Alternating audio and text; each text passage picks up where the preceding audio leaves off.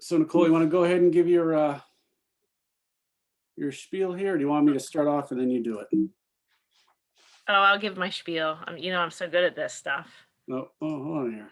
Oh, geez. You're advancing the slides. Okay, as you guys know, you're here for the FTI 1156 lead awareness train the trainer. We have today's session that's going to run right up until 4 o'clock. We'll try to give you some time at the end of this session to actually complete the survey, but chances are we won't give you a whole lot of time. So if you're good multitasking, you can log into the LMS and start working on the survey for the class. If you have any questions, you can put your questions in the chat. You can ping us. You can use any of the little emoji things for raising your hand on the Zoom.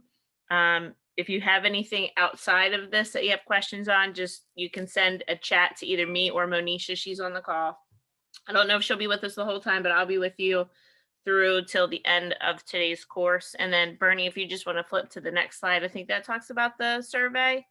Yeah, so this is the survey. If you guys can remember how to get there, this is your information and the name of the course. We can put that in the chat too when we get a little bit closer to the end. But that's pretty much all I have as far as that goes. I'll let Monisha speak if she's got anything. Otherwise, we'll just let it go to you, Bernie. Monisha, you got anything? No, Nicole pretty much covered everything. No? All right. She's the All right, best. folks. So good afternoon. My name is Bernie Missoula. I think I recognize some of your faces and some of the names. So I'm an industrial hygienist. I'm the director of health and safety for the IFTI. This is a lead course. So what do I have for lead awareness? So it's not really a lead awareness. What I wanted to do was create a little bit more of an in-depth lead review for folks who have, our trainers who have had lead courses before that might do some lead course work or maybe even do lead abatement. And the goal is to try to give a little bit more solid foundation for some of the toxicity of lead, why it's such a hazard, why it's going to be a hazard for our grandkids, kids, and all that kind of stuff.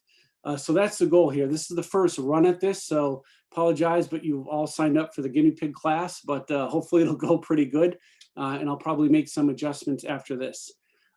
With that said, if folks want to just say, hey, who you are, where you're from, and if you've done any lead work or, if lead is something that's new to you, let's go through it quick. I know we got 20 people, but let's still see who we've got. Who wants to go? I can go first. My name's Sean O'Neill. I'm from DC1M. I was a painter by trade before I started teaching and whatnot. And yeah, we always dealt with lead. It's always got to be on your mind when you go onto a job site, a building or something to that effect, to make sure that you're not introducing any hazards to yourself. Yeah. Who else we got? I'm Jeremy Allen. I'm with DC 35 in Finishing Trades in England. That's pretty much all I've done is all lead jobs. Everything I've done has had to do with lead, all the training and everything that we do here. A lot of it entails lead training. And I'm the industrial instructor. So that's a lot of the stuff I have to do is dealing with lead. Great, welcome. Hey, how you doing? Nuno Portela here. I'm with DC 711 FTI. I'm a health and safety coordinator for about 8 years now. I'm a painter by trade. One of the classes I do teach is New Jersey Lead, which is this commercial building superstructures. So I'm eager to learn a little more from Bernie. Nice, I remember you, Nuno. Welcome. Thank you. What else we got? Aiden Stuk out of District Council 9, bridge painter, local 806 of New York.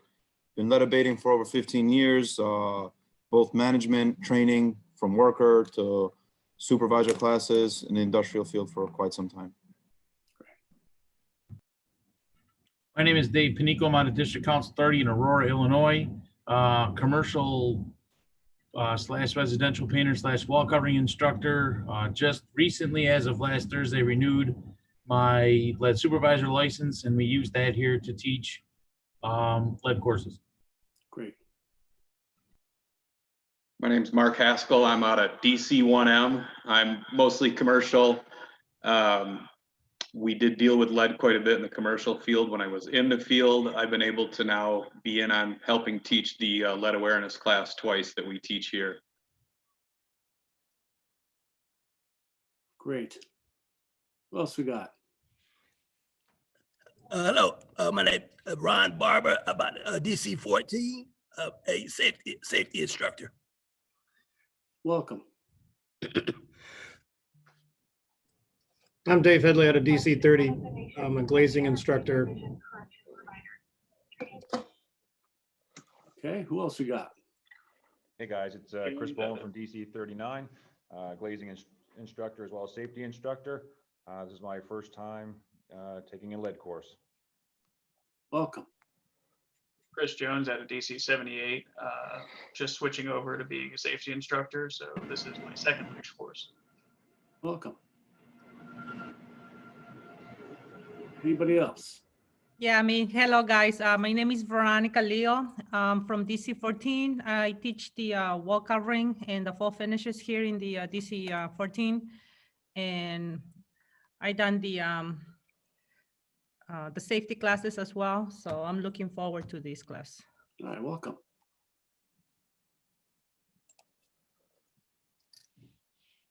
Hello, my name is Omar Robinson, District Council 9, commercial painting instructor, countless lead classes, RRP, lead supervisor training, a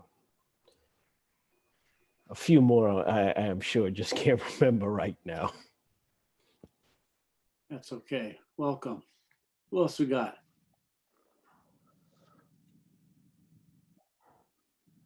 I'm Chantel Hollett out of DC 17. Welcome. Any experience with lead at all? Yeah, so I've been doing lead abatement for about the last 10 years. I teach the lead awareness course for our hall, and I'm also almost certified to teach C3, C5 through SSPC. Great. Welcome. What else we got? My name is David Go ahead, Dave. Yeah, my name is David Arvayo at DC 30, drywall finishing, residential commercial painter, OSHA 500, 502, 510 instructor. And this is Larry Ballline from Kansas City, DC 3.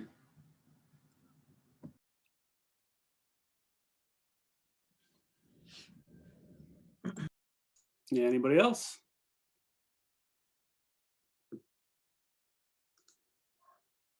Is that it, Nicole? Did we get everybody? All right. Well, anybody else that has not said who you are, where you're from, if you're on, welcome anyway, and just give a shout out at some point. All right. Let me figure out how to move this bar out of here. All right. So this is an advanced lead review. I guess that's what I ended up calling it, advanced lead review and the OSHA construction lead standard. So I'm really pleased that we've gotten so many people on today, and we've got more folks coming on tomorrow, and hopefully we can do some more of these.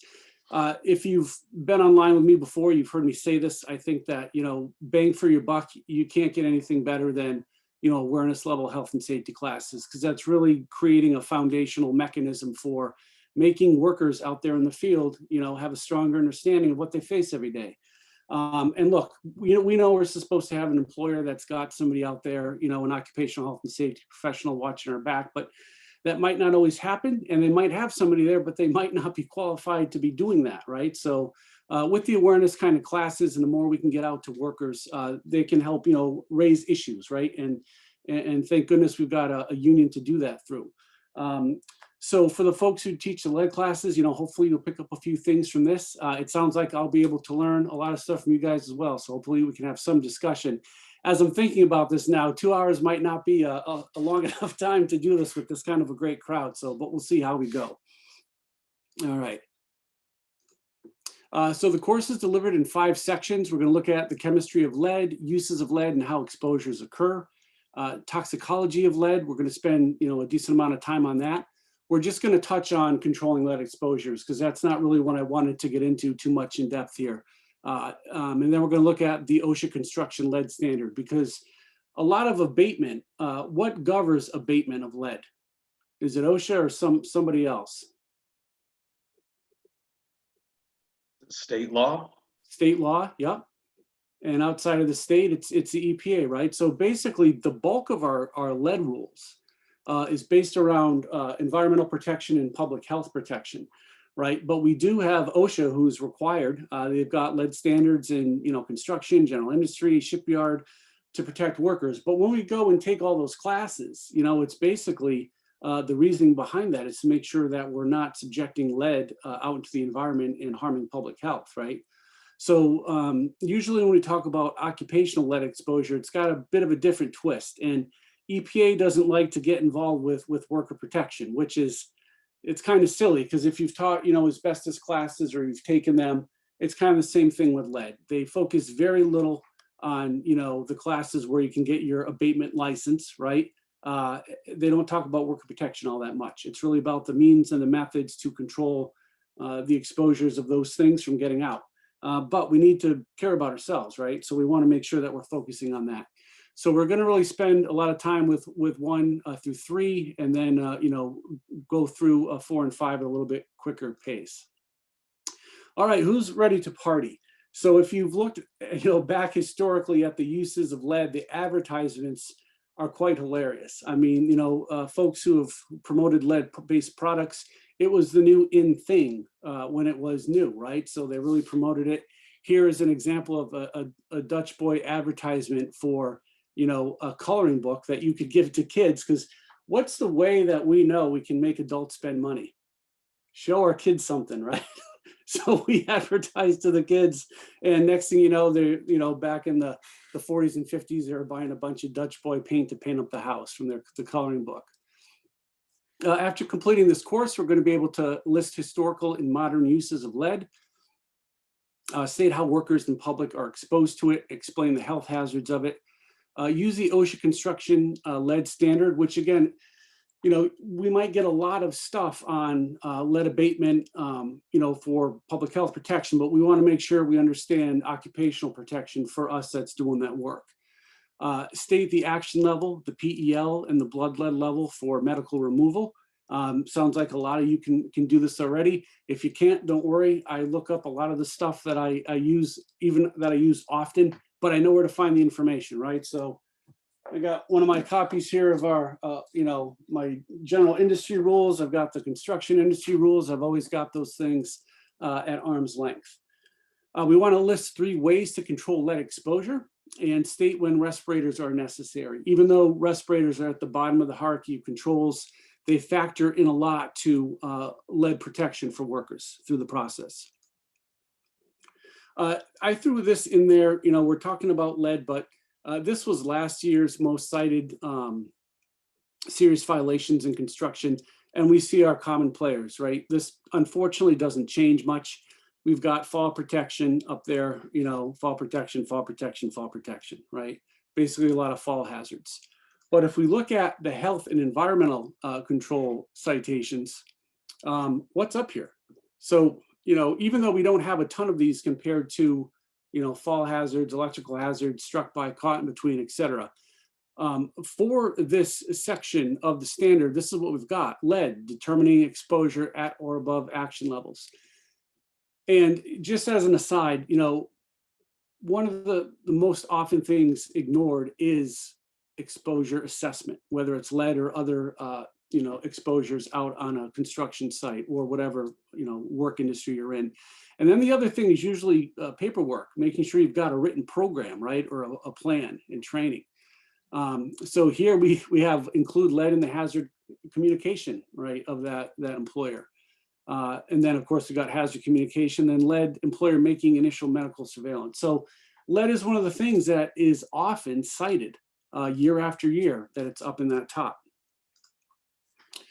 Remember, in addition to lead exposure, there are other job hazards you face. This is, a radio tower that somebody in the Air Force is going up. But the last lead job I did was for a radio tower where a company, basically bid and got the work. They didn't have any lead experience, unfortunately. And when I was brought on, I found that out, and oh my God, I had to reinvent the wheel because they just didn't get it. So if you don't have experience in doing a lead work, it's really difficult, you know? So, but although it's very toxic, remember, there's a bunch of other hazards that are out there as well. And we have to consider all those things.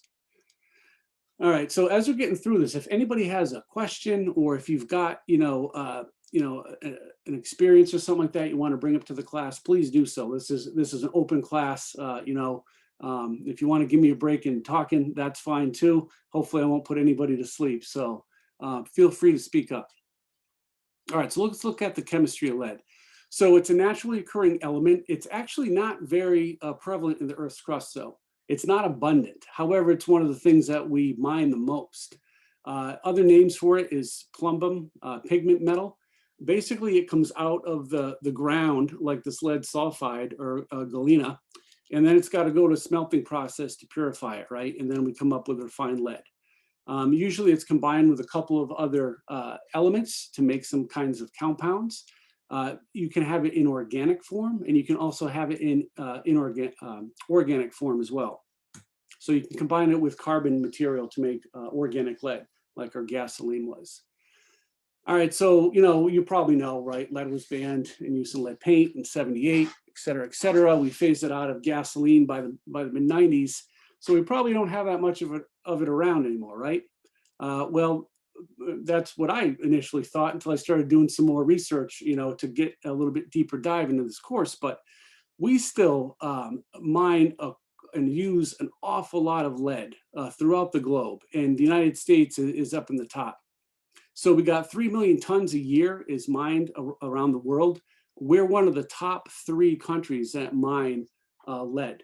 In fact, we've got lots of lead element in our crust here in North America. And you can see, we're at 465,000 tons, right? So that's quite a bit. We've got China that's at 660, and then Australia at almost 740. So who uses it and for what? So again, we can see that lead has gone down, but in the United States here, we're up in one of the main users of lead, and it's gone up a little bit and sort of stabilized. Mainly we use lead for battery production still, but we do have it even now in pigments and compounds. So, is lead completely gone from paint and coatings? No, it's not. Down here we got trend in lead alloys. So we see that that's sort of been going down, and then trends in pigments. So this is actually fairly stable through the 60s to the 90s.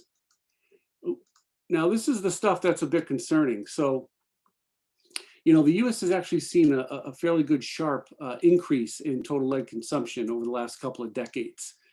It was up almost 60% in 2014 from the previous year of 2013. It's about a 17% average increase from 2009 to 14. And this is interesting. So in 2016, the US consumed almost 2,200 tons of lead compared to about 1,300 in 1990. So lead consumption has gone up. Right? We might not have it in paint and gasoline anymore, but it's gone up for other things, which is a concern because I heard somebody say, I've been around lead. I seem like I've worked with it all my life, and our kids are going to have to be concerned about lead. All right, so what's the elemental symbol for lead? Can anybody pick it out here on this periodic table? Pb. Yeah, very good.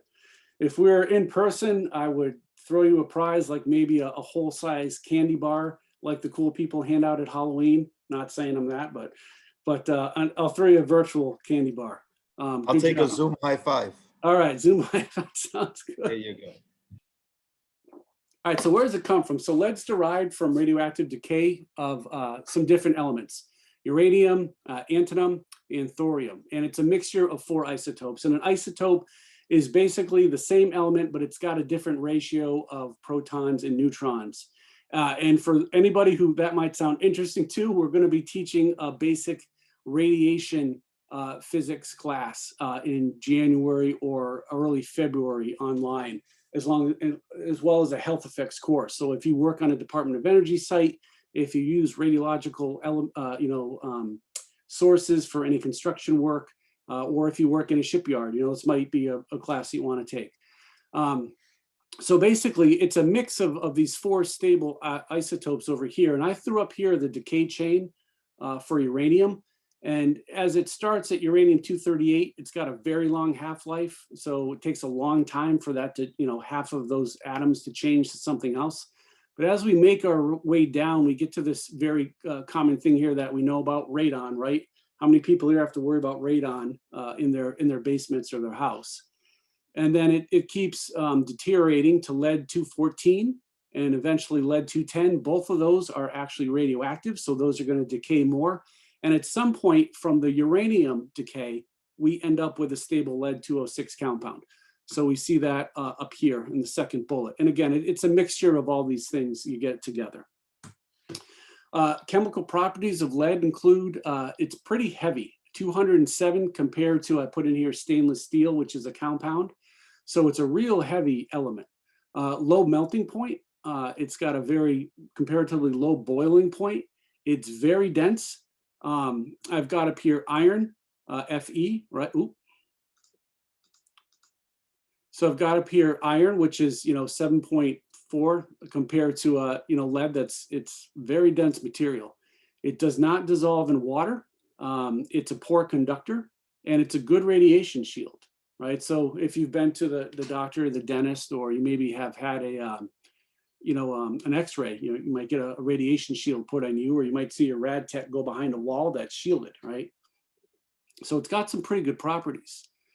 Some of the physical properties of lead, it's bluish gray. It can tarnish once it hits air to a darker gray. It's ductile, so you can easily mold it. You can stretch it out into filaments, but it still is fairly strong.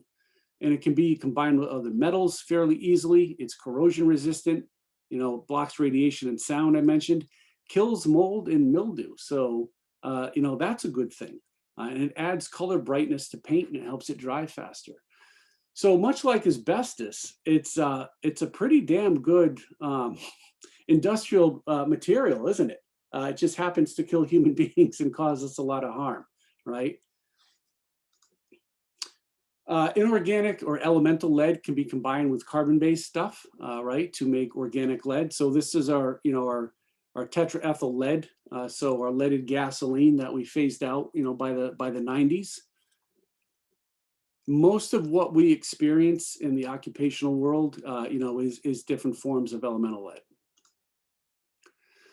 So organic forms of lead, though, are extremely bad because elemental lead, right, just Pb, it gets on your skin, it can cause irritation, things like that, but it really doesn't get into your body through your skin. Its main source of entry into the body is inhalation and ingestion.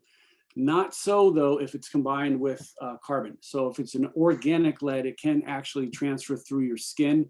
So that makes things, more difficult for us to control that kind of exposure, which makes me think back when I was a kid. And I used to, my father, for the folks who knew me, was a lifelong union carpenter and grew up on a farm. So when I would, help him do work that involved black tar, we would wash our hands in gasoline. It's amazing that my dad made it to 88 years of age before he died. So, so that gasoline had lead in it, and it was very skin absorbable. Any comments or questions about the chemistry? So does anybody have any anecdotes, about lead paint, right? I mean, lead paint was a pretty significant use of that material. Yes. I've used it in traffic striping when we did work at an airport less than 15 years ago. It was I thought they had a piece of equipment running. I thought I was smelling fuel, and I realized the piece of equipment was off and we were using lead paint. So in the yellow. Yep. Anybody else? And that's the amazing thing, that's a good piece of experience you bring up, because these chemicals that we thought once we identified as hazardous are gone, they're not, right? They're still around. Same with asbestos, believe it or not, right? You can still find asbestos in new products that are made. They sneak it in, especially on the label. They call it mineral fibers, right?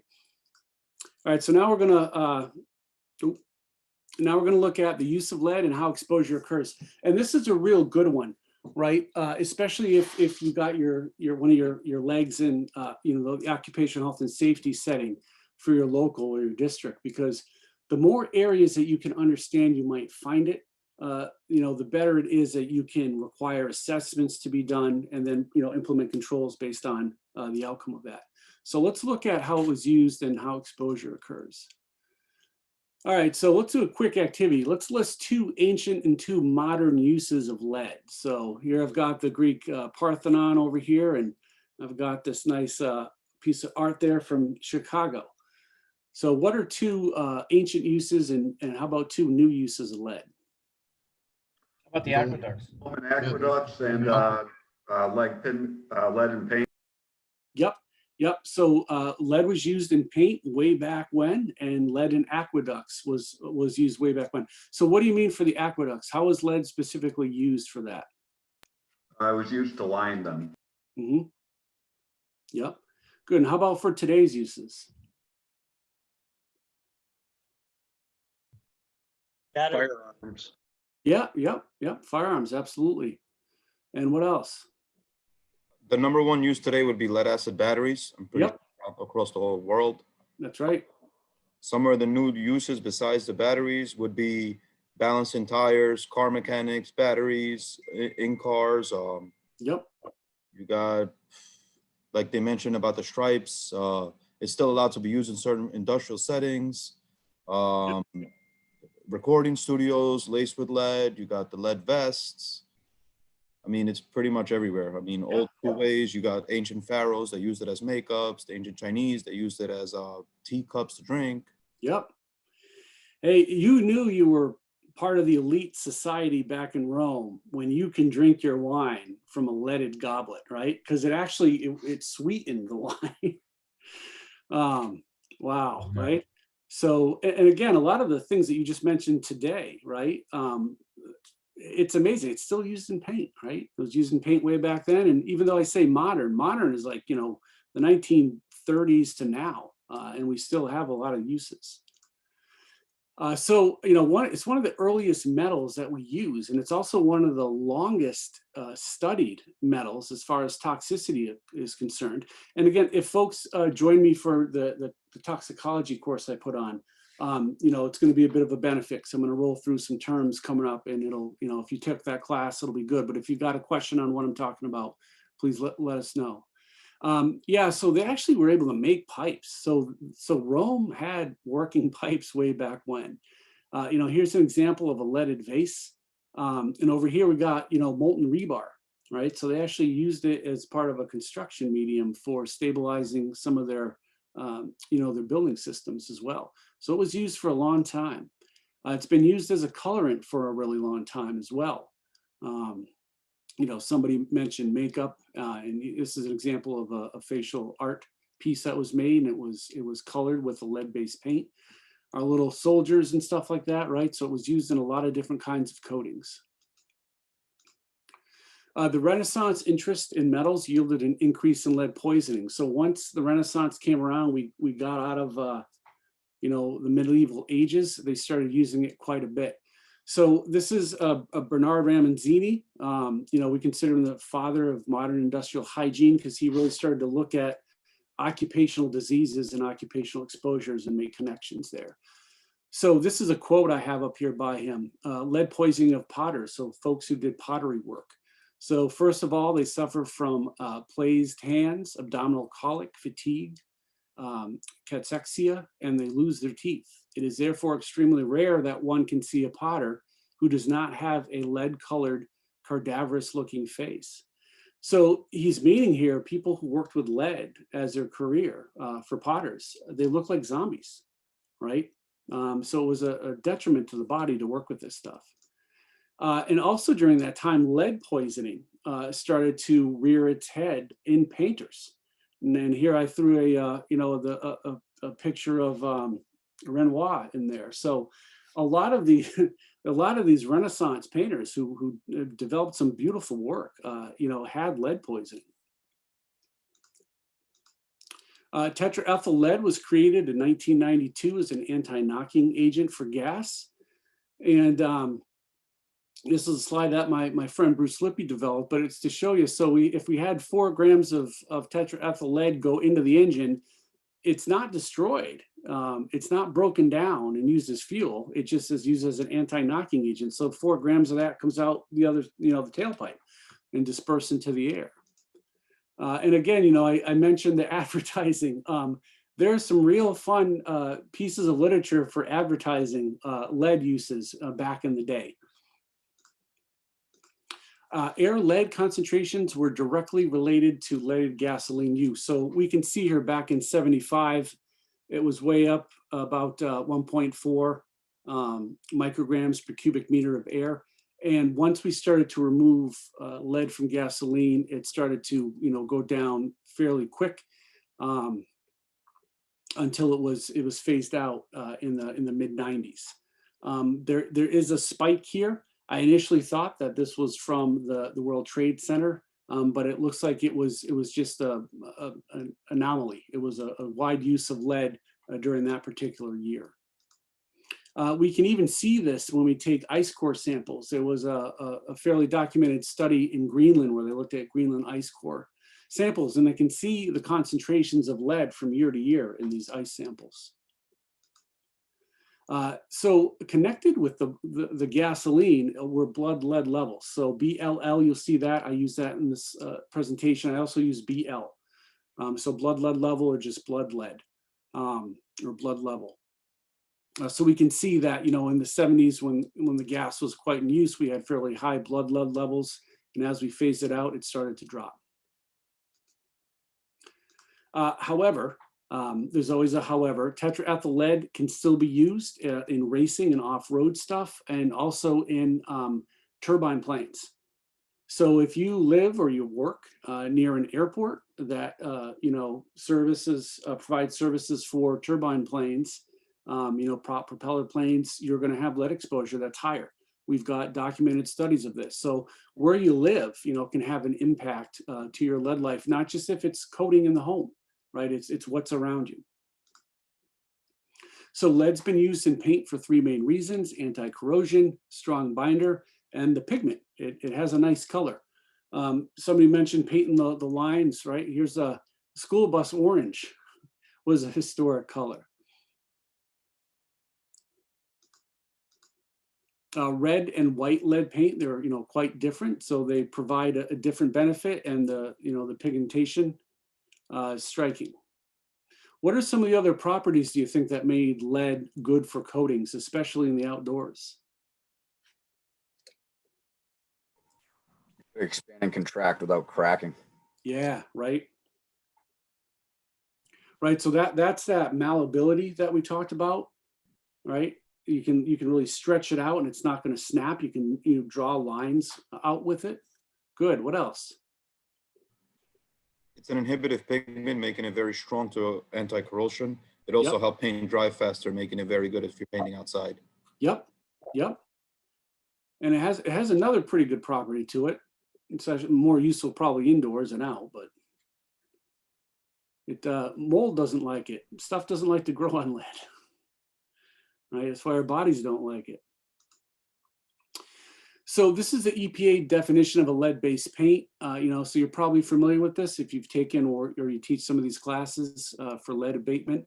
Paint, varnish, shellac, or other coating on surfaces that contain 1 microgram per square centimeter or more of lead, or 0.5% or 5,000 ppm or more lead by weight.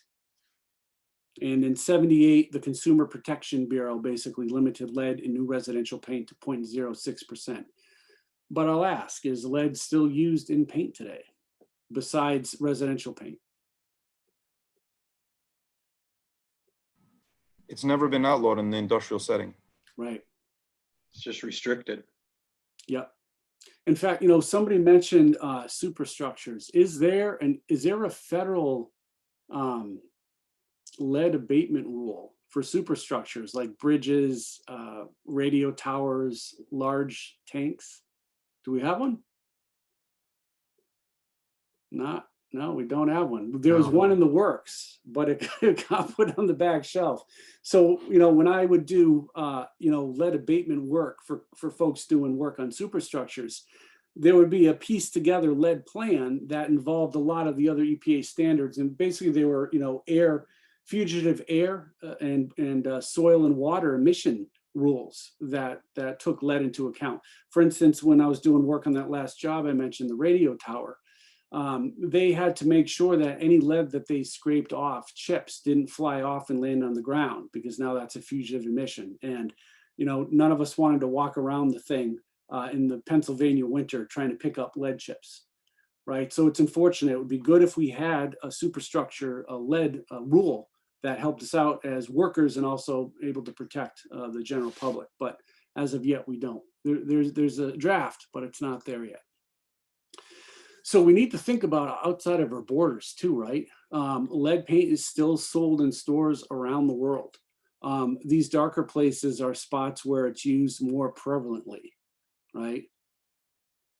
And this could be an issue. Like, what if you took, your family and you have kids that are still in the age where they put stuff in their mouths, and you went on vacation somewhere and you stored in a spot that they don't have lead rules like we do here, right? Yes. You only have to vacation as far as Flint, Michigan right now to Yes. experience that. Funny you say that, because I have an environmental injustice example of Flint, Michigan. So Mark, I like your way of thinking. Artists can actually still get flake white lead-based paint here, right? In a pretty good concentration, but this isn't a home use thing, right? This is a different category of lead-used paint. So this happened when my kids were young. We were huge, Thomas the Train fans. Man, you should see the elaborate setups the kids. I mean the kids made, right? So we had these big tracks. So this happened. It wasn't with just Thomas the Train, but it was a number of toys. That in 2007 there was a massive recall, and it was because the company who was producing these and painting them in China used lead-based paint at a pretty significant concentration, and it was acutely toxic. So there was a recall, and I don't know if anybody remembers this event, but that CEO actually ended up committing suicide because of the number of poisonings and the number of costs that it suffered from that issue that they did from that company, which is too bad. But so, we still have to be careful. Every now and then we see recalls of stuff because lead gets through the cracks. And actually, I had this stop sign that I had to bring back. Lead still used in electrical applications. You mentioned lead batteries. That is its largest use, but it's used in small scale electronic components as well, still used in solder. So where can you get exposed to lead? So I've got environmental and occupational up here. So can somebody give me a couple different examples of each one of those broad categories where you could get exposed? As a lead worker, right? Is it flying around? Yep. So what do you mean by lead worker? Give me a couple examples of lead workers. An abatement? Yep. Lead abatement worker? Yep, could be abatement worker. It could be the guy doing some renovation on a property, old property. Yep. Now think about expanding your definition of lead worker to more than just abatement, right? Because do we still have workers in the US that work with lead in non-abatement type tasks? So Demolition. Yep, demolition. Battery, recycling of batteries. Yeah, recycling of batteries, and not just batteries, but other stuff in the recycling industry. How about new batteries, right? So how about shooting ranges? Yeah, shooting ranges, the significant issue. Welding. Welding, yeah, absolutely. Yep. So depending upon what you're using, what you're welding on, and that might not just be the welder's issue. If you're working next to somebody doing that work, you're in their work area. Can you be exposed? Absolutely, right? The contamination of shooting ranges is almost unbelievable. I mean, one of my local Air Force bases, they had an indoor shooting range. We're talking measurable, 1/16 to 1/8 of an inch leaded dust on some of the surfaces in the shooting range. That was never cleaned. When they did clean it, they were in for quite of a shock. So what did they do? I can't remember. I had somebody in one of my classes that was actually overseeing the abatement. And I think one of their suggestions was to basically knock the whole thing down and build a new one. It was so contaminated. How about for environmental exposure? So you gave me a few examples for occupational. Where could you get exposed to lead environmentally? In the water. Yep, you could from the water. Where else? How about if you're a hunter using lead bullets and shooting game and then consuming that meat afterwards? That possibly could have some cross contamination there. Yep, you could. Yep. In the soil, like around the structures, as the rain hits the walls, it rains down, contaminates the soil, and then you're tracking into your houses, your homes, your schools. And that's a good one because, the properties of lead, they just make it bind to soil really well. It doesn't migrate very far. So if you, spill lead on the ground in any capacity, it's going to migrate down a little bit, but we're not talking, lots of feet. We're talking about, based on the soil type, inches potentially. So, where are kids going to dig? Not down 4 feet. They're going to dig down 4 inches, right? Up here in the upper left, I've got an example of a smelting facility. How about all these houses back here, right? It looks like either maybe a church or a school. We've got some regular tenant houses back there. So if you live around a place like this, you're going to be getting exposed as well. All right, good. So airborne lead dust particles, you don't even have to be able to see these things. They can be breathed in or swallowed. Those things can float around, contaminate surfaces. We could then touch those surfaces, or we could reintroduce that stuff back up into the air, right? One of the requirements of sampling for occupational lead exposure under the construction standard or the general industry one is you have to assess worker exposure at what?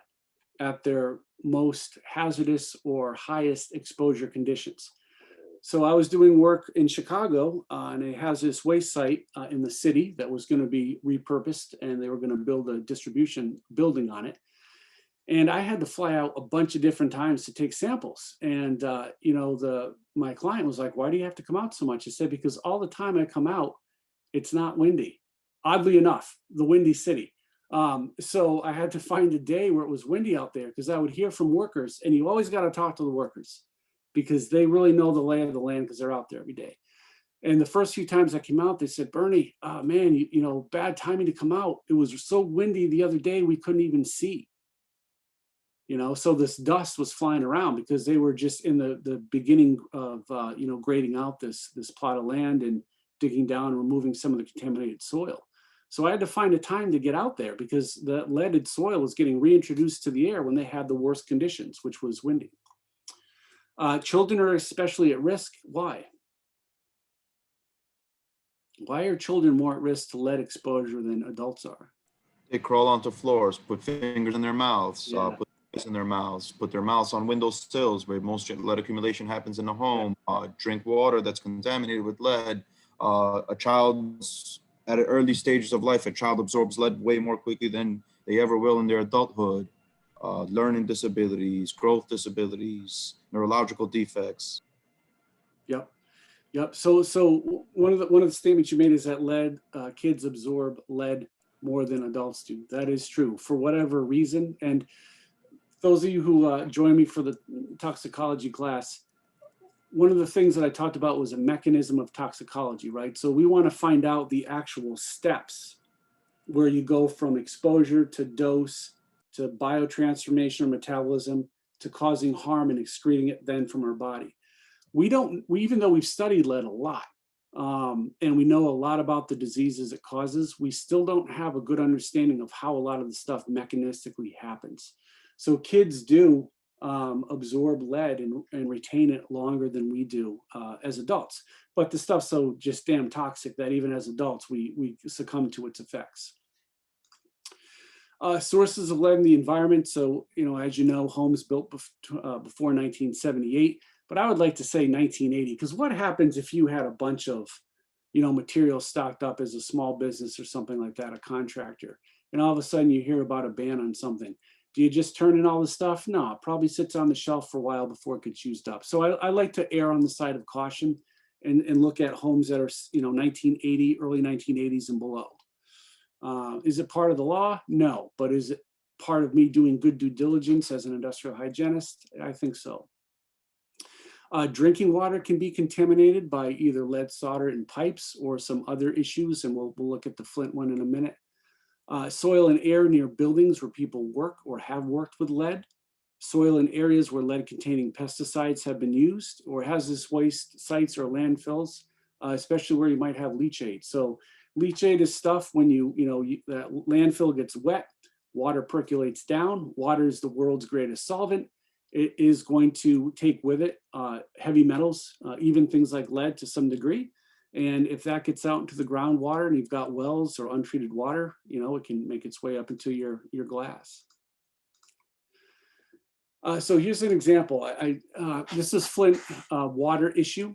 The crisis began in 2014 when the city switched its drinking water supply from Detroit's treated system to the Flint River. So the Detroit system, they wanted to save some money. And when they switched to the Flint River, the pipes that they had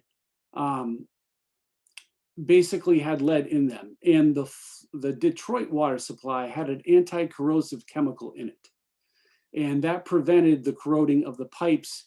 And this crud here, you see the scale wouldn't flake off, it would stay put.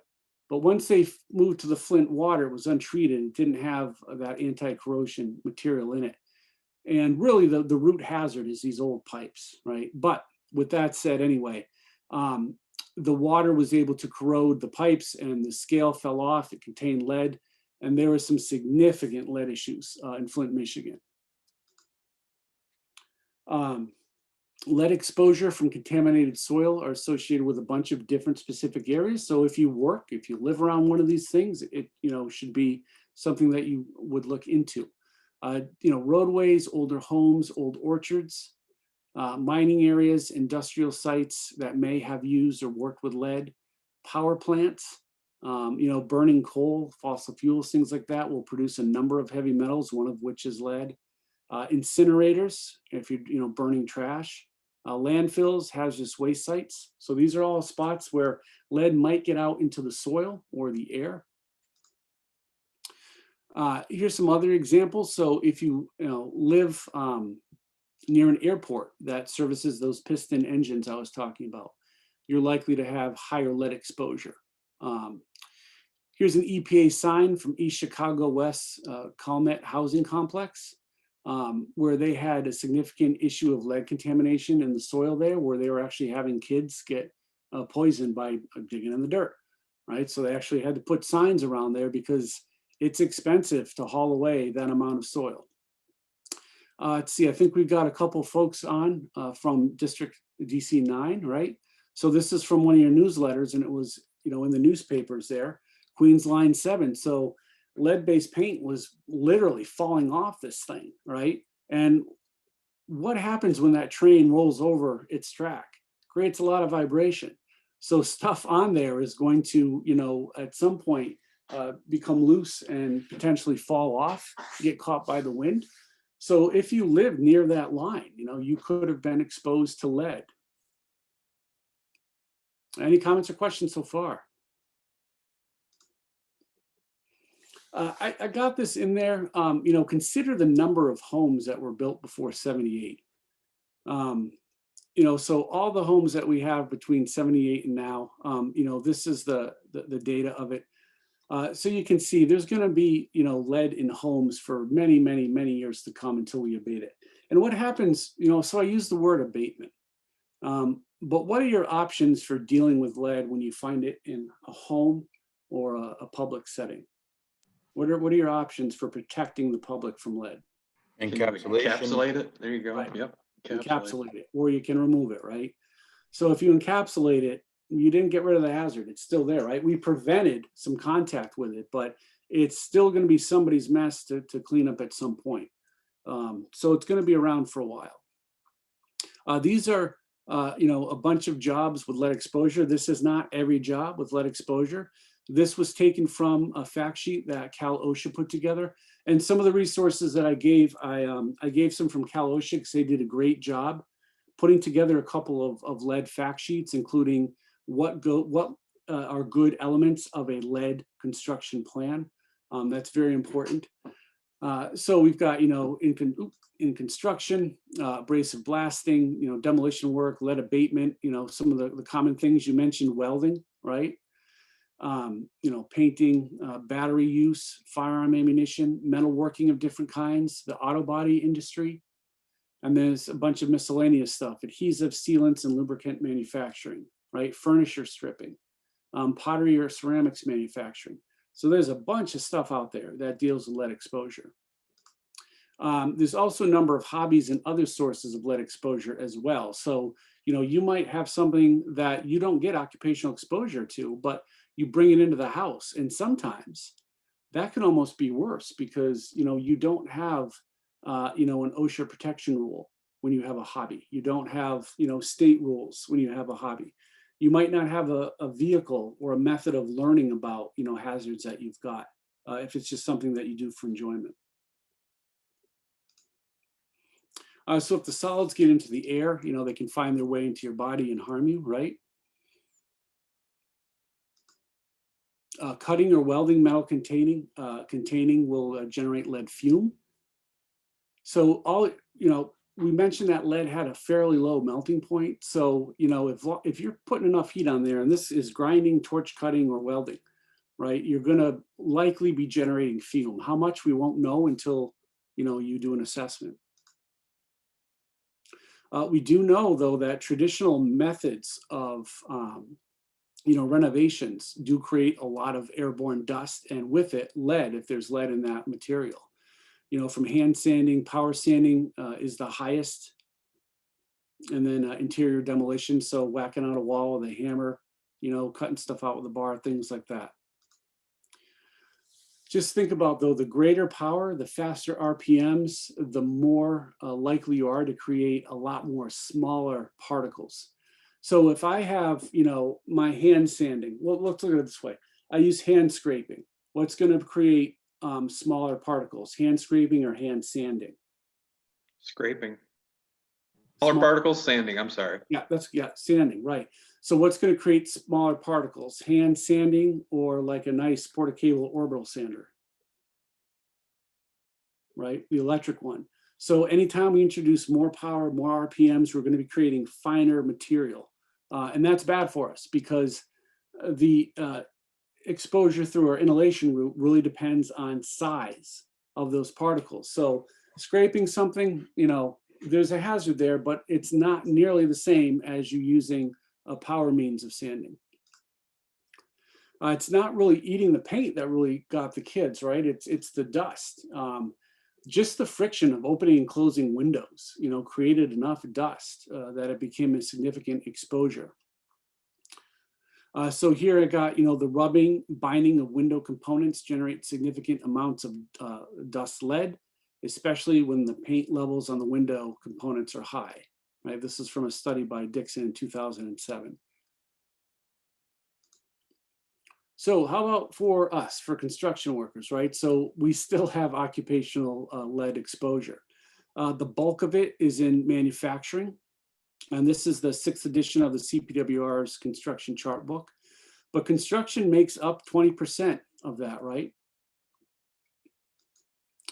IUPA team members may be working in higher lead exposure risk categories. Highway, street, and bridge, way up at the top. Building finishing up at the top, right? So we want to be careful. So anything that deals with a superstructure, you got to be careful.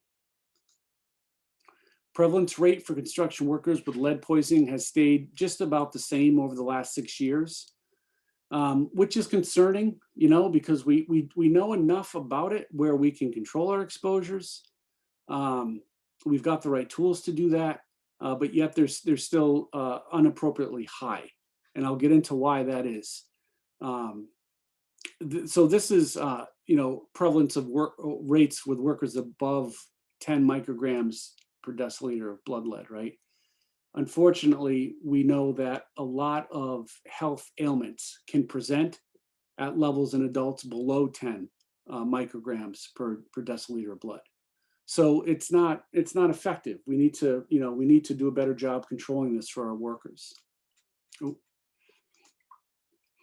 Construction worker lead poisoning is distributed mainly among a few states. It happens everywhere, but mainly we've got, a few of these states here. Anybody have any reasoning why these states might be on the higher side of lead poisoning for workers? More marine industrial. More marine industrial? Yeah, if you look at the rates of large-scale renovation and maintenance, these groups of states do quite a bit of it, right? So all the states have, lead coatings on superstructures, but certain states do more upkeep and maintenance work. That could change. God willing, and the creek don't rise, as my dad used to say, we're going to have a nice infrastructure bill, hopefully, because God knows there's bridges in my neck of the woods that are ready to collapse. But if the whole country's doing a lot of infrastructure work, what do you think is going to happen to the risk of lead poisoning for our members? It's going to probably go up, right? So we want to be aware. Actually, this is kind of a timely class because I'm hoping that infrastructure bill does get passed. So this might be an opportunity, right, for us to deliver a bunch of at least lead awareness courses for our members, because they might be doing some work that maybe they didn't do in a large capacity, over the last 10 years. Let's hope. All right, any comments or questions? All right, not too bad. That was about an hour. So we're coming into section 3, toxicity of lead. And again, if anybody has anything they want to, bring some attention to, go ahead and please speak up. So there's no biological function or need for lead. There is no such thing as a normal lead level, only that which our body seems to tolerate. So we just don't need it. We weren't born, well, I shouldn't say we weren't born with it. Unfortunately, everybody who's born, has some amount of lead in them. It shouldn't be there, right? We have no need for lead. Oops. This graph I got here, I've got it for kids and adults. This is lead concentration in blood in micrograms per deciliter, and I'm going to use those units for this whole class. But we can see that we've got different presentations at different lead levels, right? And again, here is 10. We've actually got some stuff. There's some more stuff I can add that'll happen below 10 micrograms for adults.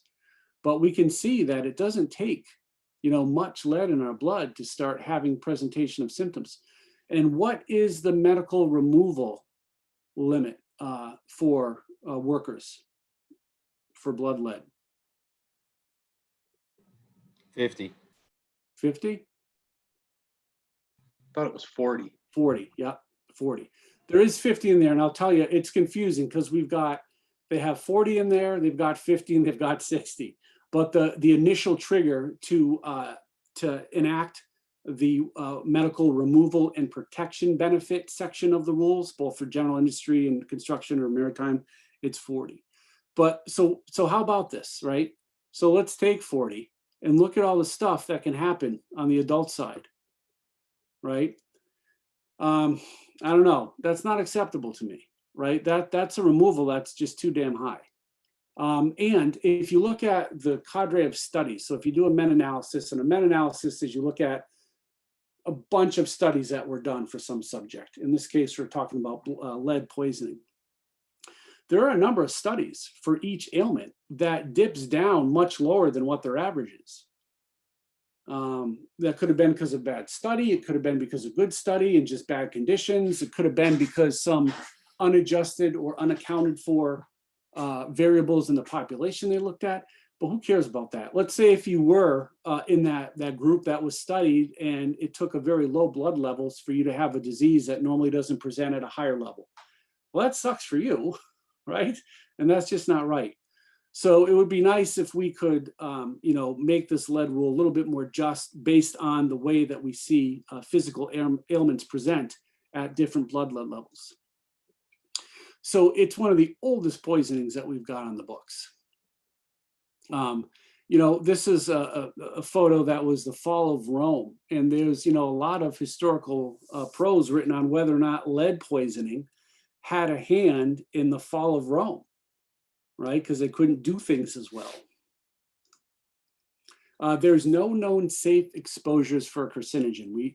So lead is a probable or suspect human carcinogen. If you look at the three major cancer agencies, it's not known yet, but it's close. So let's just consider it a carcinogen. There's no known safe level. The CDC has in their language, the more exposure you get to a carcinogen, the more your risk goes up, right? There's no zero exposure effect. So if you get a tiny bit, you've got a risk there. The more you get, the more risk goes up for cancer. So if that's the case, what should we do for our workers and our family? If there's no known safe exposure, what should we be shooting for? Try to limit the exposure to 0. Yeah, exactly. Try to limit it to 0. And don't let any employer ever say, well, it's part of the job. That exposure is part of the job. Oh, no, it's not. Right? In fact, we have a law that says it's not. Unfortunately, you might have heard me say this before. I use PELs as kind of like low limits because in some cases, they're allowing for legal poisoning, right? Something as toxic as lead, we've got an exposure limit of 50 micrograms per cubic meter. So it's a legal way to poison us out there. But let's move on from that. So this is how stuff typically enters our body in general, right? What's the way occupationally that's the most detrimental for us concerning lead? Inhalation. Yeah, inhalation. And what's the reason for that? Lead dust. Yep, lead dust. So again, if we, back in the toxicology course, depending upon how we get something into our body, it's either going to be absorbed more or less. And that's also different for different chemicals, right? So we're going to look at what the reasoning is to that. So how lead enters your body determines how much of it stays in your body. So, and I'm talking mainly occupational issue here now. So inhalation, more uptake into the body. If you inhale elemental lead, if it's small enough to reach the deep lung, the alveolar region, it's about 90% absorptive and accounts for most of the occupational lead exposure, or I should say dose, right? Because it's getting into our body. For ingestion, we take up about 60% of it. So if we ingest environmental lead, which accounts for mostly public health exposures, our body's got some mechanisms to try to, not necessarily detoxify it because it's not going to change it. It's got this, the elimination systems are working in our favor there. When we inhale it, we don't have a good elimination system from getting it from our lungs through our blood and then into our excretory tract. So it's really important. That's why I had respirators up there in one of our takeaways for the course. Even though it's last on the hierarchy of controls, we really got to do as much as we can to make sure that we're not inhaling lead. The other issue is, lead can cross the placenta. So if you happen to be pregnant, thinking about pregnant, if you have a spouse who's pregnant and you work with lead, you've got to be really careful because some chemicals will actually be detained by the placenta and won't be able to cross that barrier and protect the child developing. But not with lead. It can go across that barrier, so that's not a good thing. So we got to be extra cautious in those cases. Would lead be considered a teratogen as well? Yes. Yep. It's every box, every health hazard box for lead, man, just check it. It's got everything, unfortunately. At least with asbestos, I can say, it's got like, 3 or 4 major things, not with lead, man. Lead just, it hits everything. So much so I've got all of the systems of the human body up here on our screen because it affects all of them. So can somebody name me these systems? What's this one here? What skin? Well, I just gave it away. What system is this? That skin. How about this one here? What's number 2? Muscular system. Muscular system, right. How about this guy or girl? Skeletal. Skeletal. How about this one? Nervous. No, I'll give you a hint. This is the heart. Vascular. Yep, vascular, circulatory system. Good. How about this one with the big old brain there? Neurologic. Nervous system. Yep, good. How about this? Respiratory. Respiratory. How about this with my my stomach, my large intestine, small intestine, Digestive. liver? Digestive. Yep. And this one here with our kidneys and liver. Liver gets to go in both. And bladder.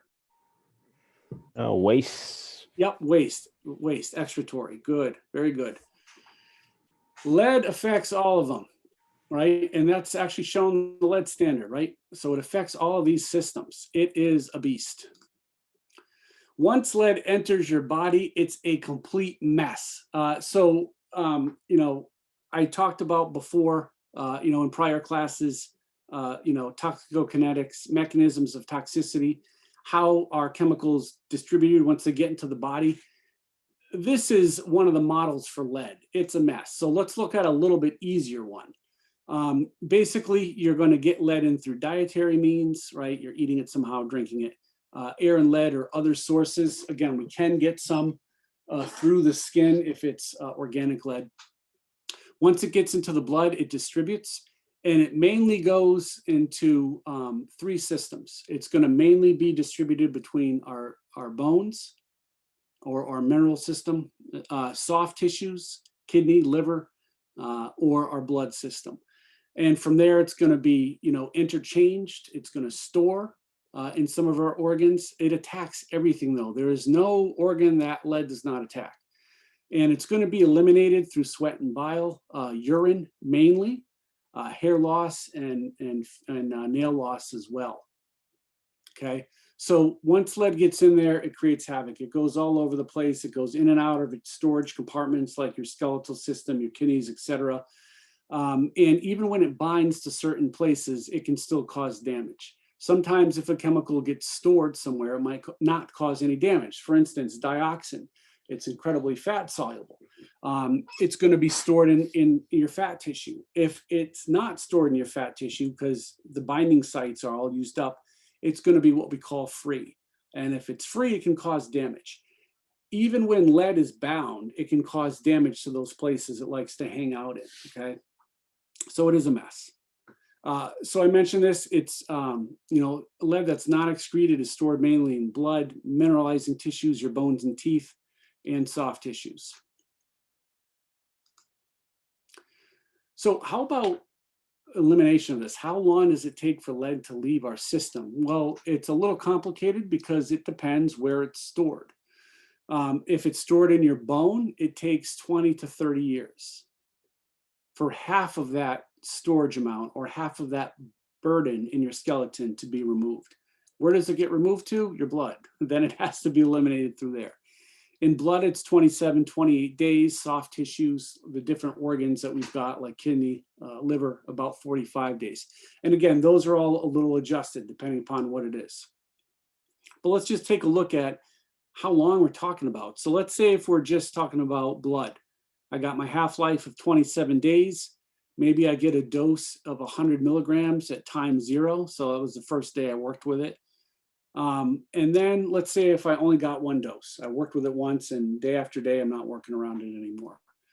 Look how long it takes for it to get down, you know, below 5 milligrams. And even then it's not out of your system. After 5 half-lives, we say that something is almost diminished. After 10 half-lives, it should be, for the most part, gone. But lead in your system at 5 half-lives is still going to cause damage. When we're talking about just its elimination for blood. So it takes a long time to get it out. So the best thing is not to get it in the body to begin with. because as soon as you get it in your blood, it's immediately going to say, oh, I love you, skeleton.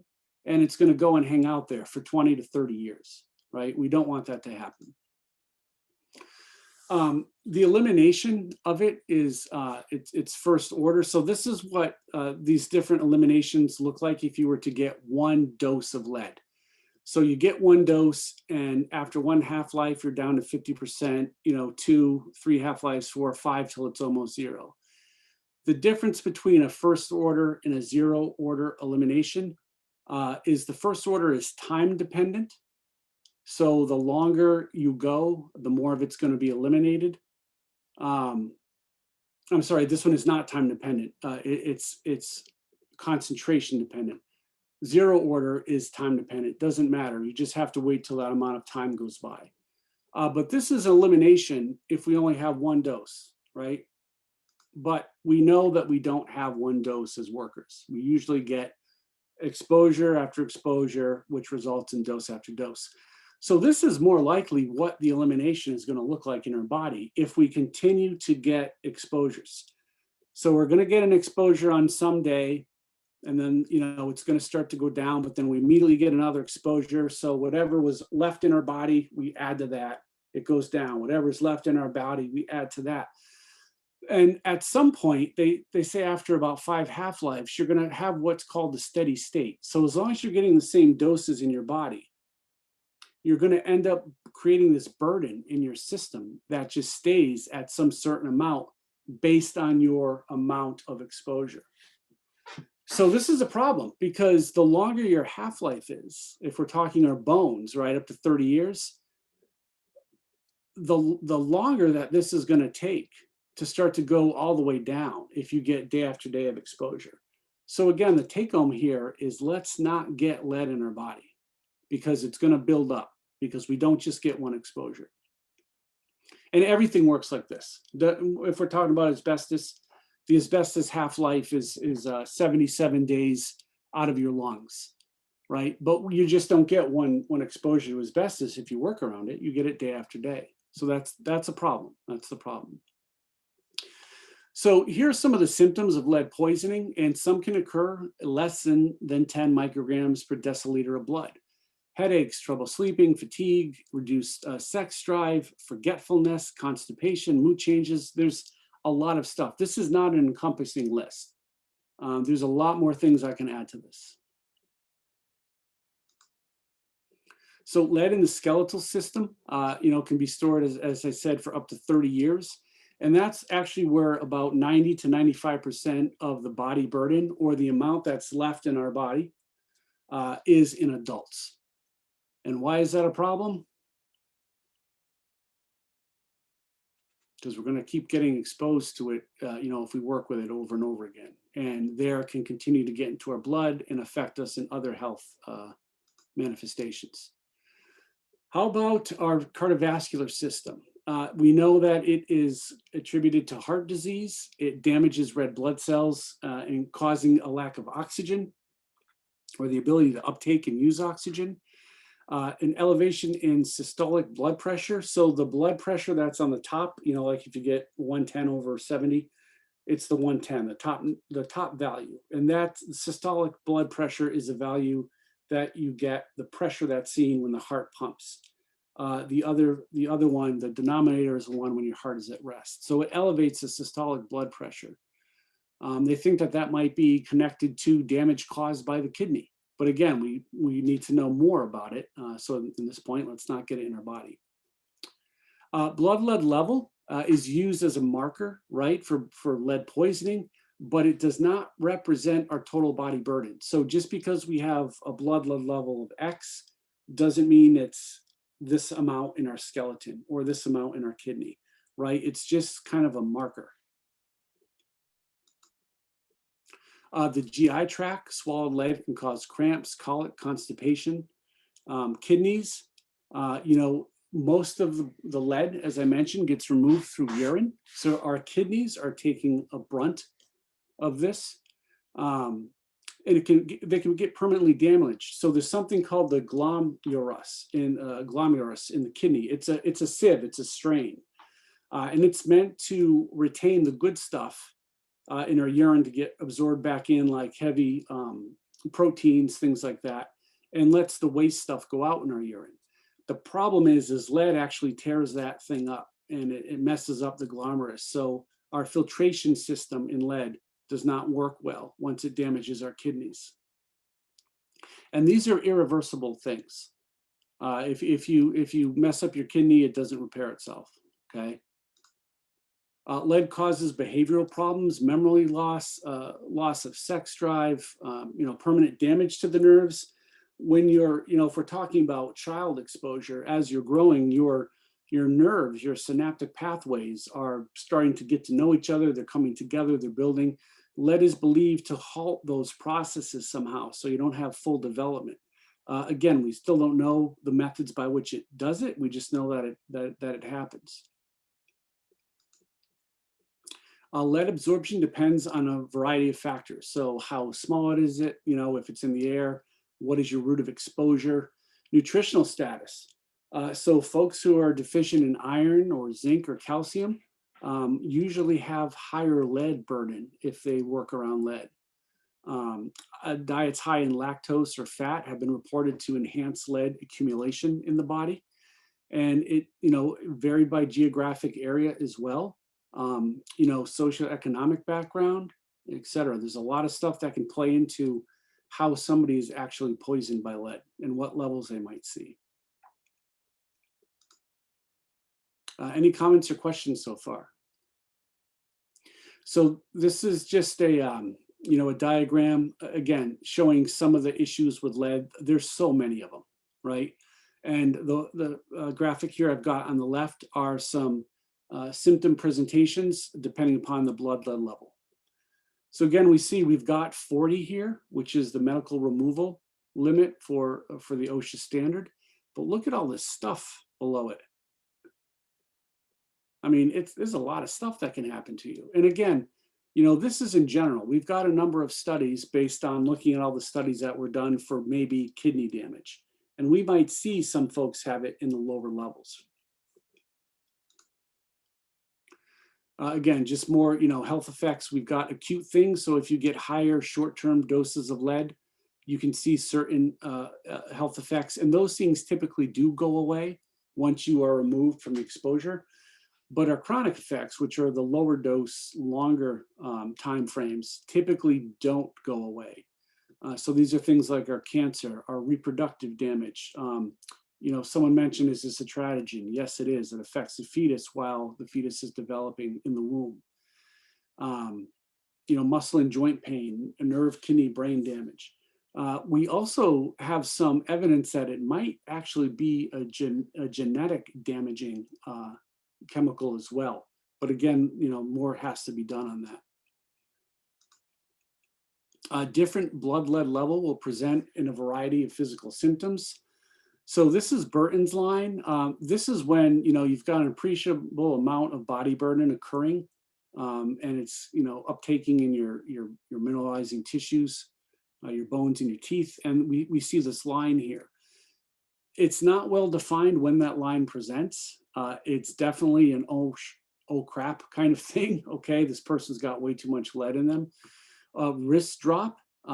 Where basically it paralyzes the radial nerve that keeps our, functioning in our wrists.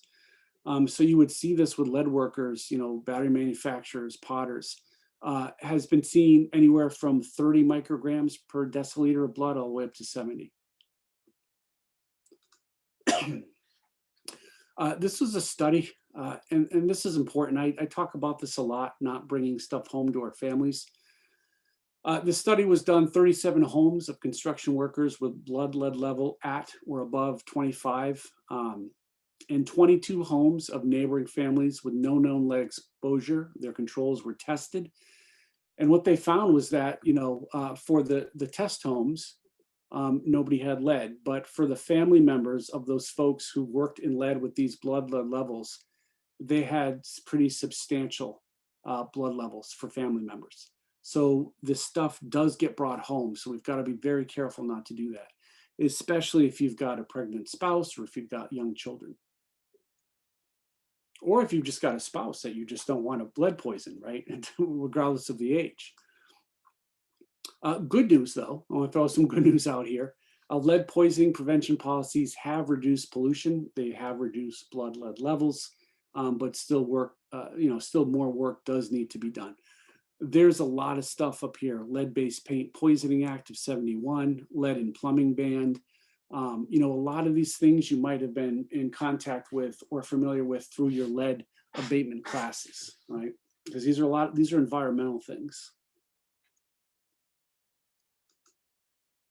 All right, any comments or questions on the toxicology part? The take home here is lead is really toxic, so don't get any of it in you, right? We want to try to prevent it at all costs. So let's look at some of those ways of preventing. This isn't everything. This is just meant to be, a quick take on things. But with that said, I'd really value, your opinion on this course since it was my first run at it. So when you fill out those evals, and if you don't find anything that you want to add to it or improve, that's fine. But if you see something that you'd like to, me and expound more on, you'd like to see something additional in here, let me know and we'll adjust the class time appropriately, because it seems like I've got a really good number of experienced lead trainers and workers here. So, I'm really trying to help create some model stuff for our members. And, this is the first shot at a lead one to try to introduce, in different lines. So whatever you got, please, don't hold back. Let me know how I can improve it, and I'd appreciate it. With that said, we'll get into the short section on controls. So I'll never talk about controls without the hierarchy of controls. It really is the fundamental cornerstone of industrial hygiene. Who the hell cares if I go and do exposure assessments if I'm not going to do anything about it? When I was younger, I had a client that said, well, I just want you to, sample for this nasty stuff in the air in our facility, but I don't want you to write up recommendations. I said, I'm not going to do the job then, because that's crazy, right? So we want to always talk about the hierarchy of controls. Let's eliminate it if we can, substitute something in its place if we need something that works in the way that we need that chemical there for in the first place. But then we drop down to engineering controls, admin controls, signage, training, all fits in here. And then lastly, PPE. But with lead, respirators do have a special place in the standard, because as we're doing some of our requirements, like doing the initial assessment, they have to be done with a respirator, because just in case that assessment comes back high, we want to know that we weren't exposing those workers to high levels of airborne lead. So before you select controls, you need to assess worker lead exposure. You can do a job and product research, conduct the job hazard or job safety analysis that can help, assess lead content in products on surfaces, and then of course assess airborne lead. So these are everything except the actual assessment. These are a lot of things that you can do almost beforehand, right? Before you get out to the job and decide how you want to make this assessment happen and what the lead risk might be. I have up here. So, there's a couple different ways that OSHA and NIOSH allow us to collect samples and how the lab can analyze them. This is NIOSH analytical method 7304, gives us a specific recipe for how we are going to select our sampling media, how we calibrate everything and what we do, and how we package them up and send them off. Which, by the way, if anybody's interested, I'm going to run a class on basics of exposure assessment in the winter, sometime at the end of January or February, that talks about this. So in case you're involved with, occupational health and safety at your local or district council, it'll give you a little bit more of an understanding of what should be happening and what to look out for. And if you have to hold your site's occupational specialist to the fire and say, hey, why aren't you assessing the airborne exposures of our members out there? We can look at, detecting the presence of lead in surfaces and in products. There's a couple of different ways we can do this. All right, stop it. Has anybody ever used an XRF analyzer?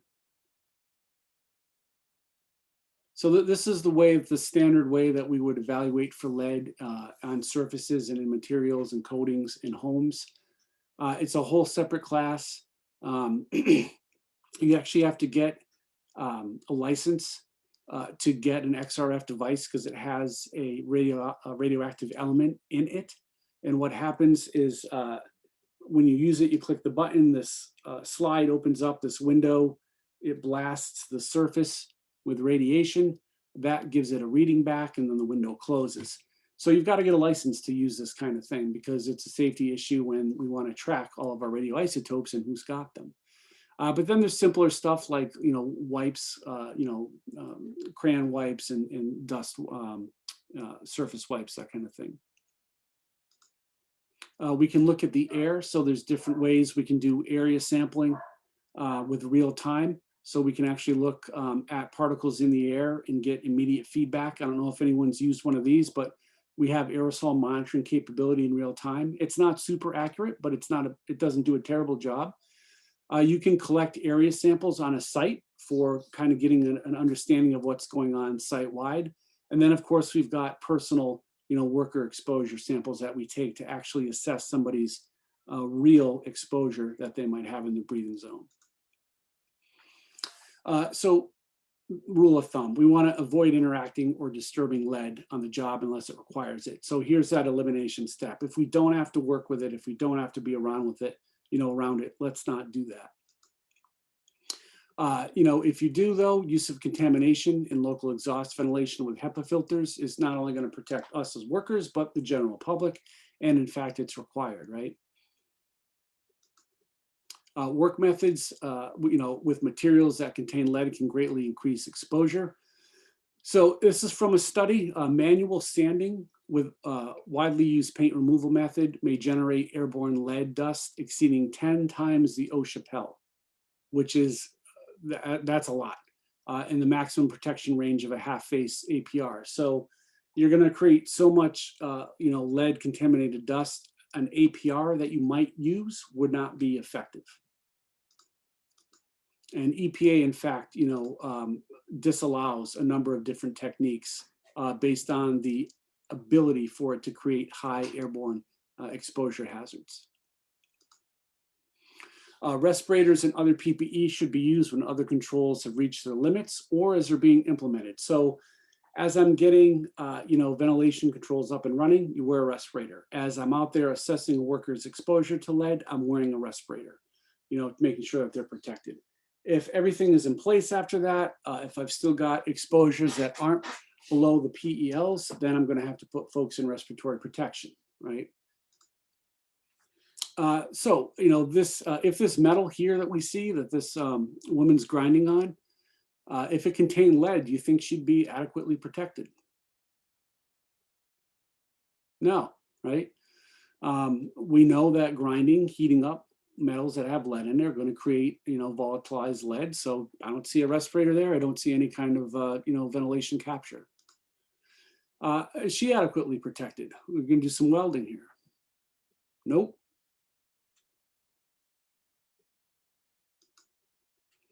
And, this is an interesting picture. Again, good industrial hygiene has a lot of factors to it. This woman looks very hot. She's probably welding inside a enclosed area, could be a confined space. Looks like just to me by the picture that heat is an issue too. So if we're going to be putting people in respirators and other PPE, what's that going to do to heat stress, right? So we have to, I showed that slide at the beginning of the presentation, right? Lead sucks. Let's not get lead into our body, but it's not the only thing out there that we have to worry about. Unfortunately, we've got to, what do they say? We've got to walk and chew bubble gum at the same time. So we got to protect against multiple hazards at the same time. How about this gentleman? Yeah, he probably looks like he's protected. He's got, a PPE suit on, right? A level B suit. Looks like he's got an airline respirator. He's got some work gloves too to prevent from breaking. The protective chemical protective clothing he's got on his hands. How about this person? Yeah, I don't know. This is one that we have in here to say, I don't know. We might want to assess the exposure from that work method. He doesn't even have his dust mask on, right? Yeah. Yep. So this is I don't know. I'd like to look at this a little more. Shower and wash facilities, is going to help remove lead. It's going to help secondary exposure to that worker. So what does that mean? You get your protective clothing off. If you've got exposure on your undergarments, you get in your car, that might get back up into the air and expose you off the job site, right? But it's also going to reduce the likelihood of you bringing exposure home to your family, right? So having good, adequate wash stations is important. Depending upon what kind of job site you have, showers might not be required. I think the standard says, showers if feasible. I love that word, feasible. And this is a good example of why we don't want to get it on us to begin with. So research has shown that washing lead from hands is much harder than we thought. There was a study done by NIOSH, and it looked at, I think it was 4 different soaps they used in washing the hands, and every single soap that they used, lead was still left behind in measurable amounts on workers' hands. So don't get it there, right? We got to try to avoid that exposure. All right, any comments or questions? Wow, I'm doing pretty good on time. Only 3:30. I thought I was going to go way over. Looks like we're doing pretty good. Probably a good thing too. I think I heard Amazon drive up, and the kids are trying to find the packages Santa is delivering. So I got to make sure they're not out there snooping around. All right, any comments or questions? Bernie, the only question I have is about the medical removal, because I've been teaching this for quite some time. I'm certified to SSPC as a trainer as well. So 29 CFR 1926.62 subparagraph K states, the employer must remove a worker from all subsequent exposure to lead above the action level if the blood lead level is 50 micrograms per cubic meter of lead by weight. The worker must also be removed by a physician if it makes a final medical determination. The medical condition exists. The place of work increases the risk of imminent and any future exposure. So is it 40 or 50, the medical? Because I'm reading it here a certain way. This is straight from the book that I have in front of me. Yeah, I'll tell you what. So I went through this as well. We're going to get into that. I have a slide on that. So once I get to that slide, let's bring up the actual standard and go through it. And it's the same in the general industry and construction. So, but we'll bring up the construction one and we'll go through. Because then it also says that the employee is allowed to come back to work after 2 consecutive tests taken 2 weeks apart, must be 40 micrograms or lower. Yeah. So. Yeah, so there's a bunch of triggers, right? Depending upon what the level is, how many days you have to wait, between a test that brings it down below a certain level. So we'll get into that. So it's a good question, and let's get this finalized and hashed out because it is an important question. All right. So when I bring it up, make sure raise your hand, and we'll get over to the standard. All right, so we're just going to get through the construction standard. It's pretty basic as far as what it's looking to do. You've got to assess the airborne exposure. If the assessment trigger level is there, you got to make sure you got a lead plan. If the lead plan's good, it's going to cover a bunch of things from medical monitoring, right, biological monitoring, to exposure assessment, wash facilities, training, etc. And if you remember back to those violations that we showed, exposure assessment was the top violation in that health category. And then it was also lack of lead plan.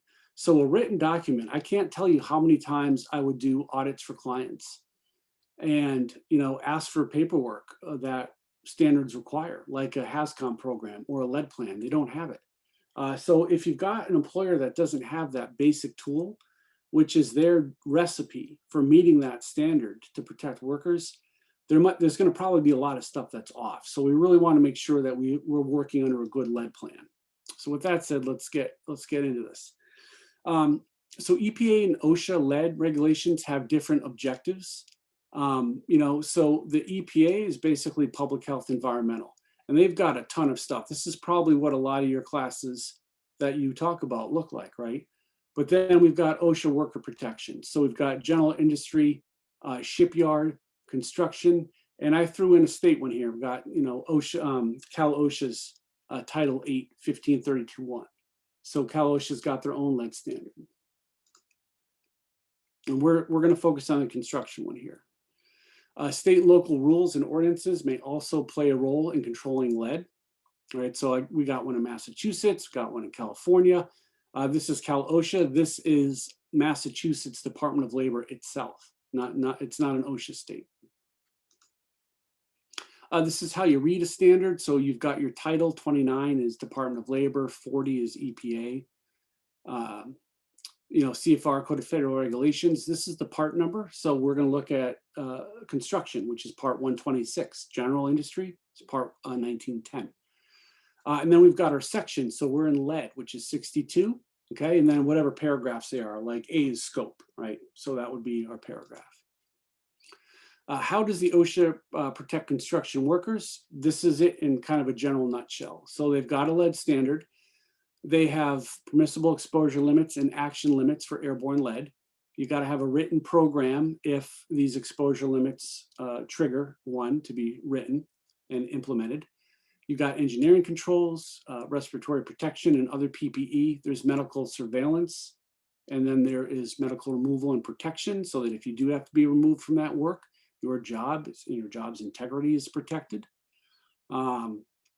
Training and HAZCOM and record keeping. I said I got 40 here, so I've got 40 in a couple spots. So we'll see. We'll get to the bottom of this.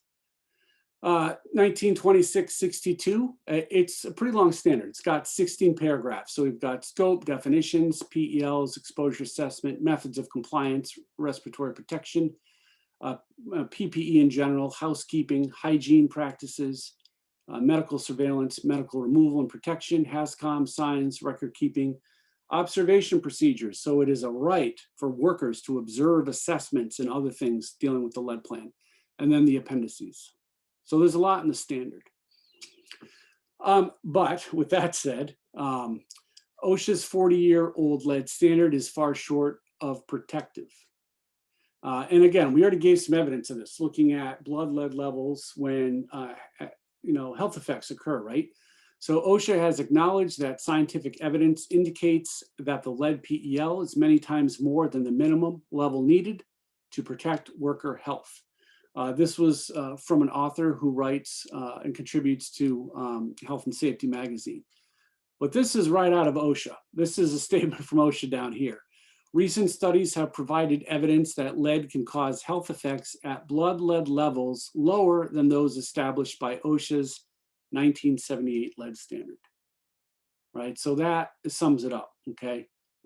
Back to shooting for zero, right? So this is the scope, so it applies to all construction work where an employee may be occupationally exposed to lead. There are a couple of exceptions. Construction work is defined for construction, alteration, and or repair, including painting and decorating, demolition or salvage, removal or encapsulation of materials, new construction, alteration, repair. And again, because you're doing something new doesn't mean you might not have something that has lead in it, right? Definition, so an action level means employee exposure without regard to respirator use. So it's as if they're not wearing a respirator. To airborne concentration of lead of 30 micrograms per cubic meter, calculated as an 8-hour time-weighted average. Now, why do they say without regard to a respirator? Because let's say if I have on my respirator and I'm at 30 micrograms, I'm not getting technically a dose of it because my respirator is protecting me, hopefully, right? But why do they say without regard to the use of a respirator? What does this action level going to do? It triggers some stuff, right? It's going to trigger the medical monitoring. So at least OSHA is saying, look, you got a respirator on, but we're not going to assume that's completely protecting you. So we want to monitor the blood for lead just in case, okay? So it's important. Just because that worker's got a respirator on, if they hit 30 micrograms, it doesn't mean they're all well and good. There's still some things that are going to get triggered. Okay.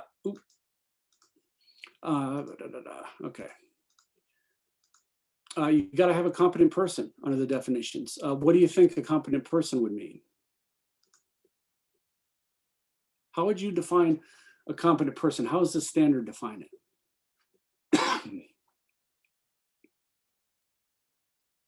In a nutshell, it's basically somebody with the qualifications to act in a capacity to judge lead hazard and lead risk on a job and, shut down a job. He also has to have the ability to stop the work. Right. Right. So this shouldn't be somebody that, garnered some favor on the job and all of a sudden is now the lead overseer. It should be somebody with some good training, could be, people from OSHA courses. I would assume that a lot of you on this class today could be a competent person in lead on a job, but you've got to have some qualifications to do it. And there's a reason for that, right? Why does this keep advancing like this? So this is the PEL. This is under paragraph C. So it's 50 micrograms over 8 hours. If you are exposed for more than 8 hours, let's say you're doing, a 10-hour shift or something. So the PEL would be 400 divided by the number of hours worked in that day. So for a 10-hour work shift, the lead PEL would be reduced from 50 to 40 micrograms. For a 12-hour shift, the PEL would be reduced to 33 micrograms. So it's taking into account the longer you're there, the more exposure to lead you're going to get. So it's reducing that PEL effectively, okay?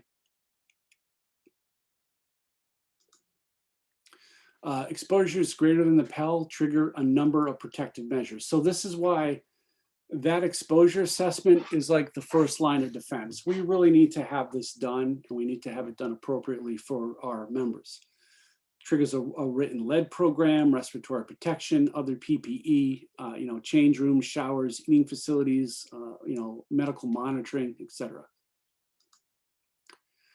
For the exposure assessment, so there's a number of things that go along with this. You're going to do an initial determination to determine whether employees are exposed at above the action level, which is 30, and you can rely on, historical data, but you can get in trouble. If you're going to rely on historical data, you have to say, okay, I know I got folks doing this job. I've got these 3 studies or 3 assessments that I did from previous jobs where they're doing the exact same thing. But you got to make sure it's done on the exact same material. What if your lead has higher concentrated in your new job, right? So you can get into some trouble. You've got to document it if you're going to be doing historical data. Other things with the initial exposure assessment. So you're going to determine if you're hitting the action level or not, which is 30. It's without regard to respirator use. So the samples have to be representative of full shift, including at least 1 sample per job classification. And you have to make sure that you're getting a worst case scenario, right? So you got to pick jobs that have the highest potential for exposure and make sure that that exposure would be likely. Again, back to that hazardous waste site in Chicago I worked on, I had to fly out multiple days to try to make sure I got a windy day out there because I needed to get that lead dust whipping around in the air.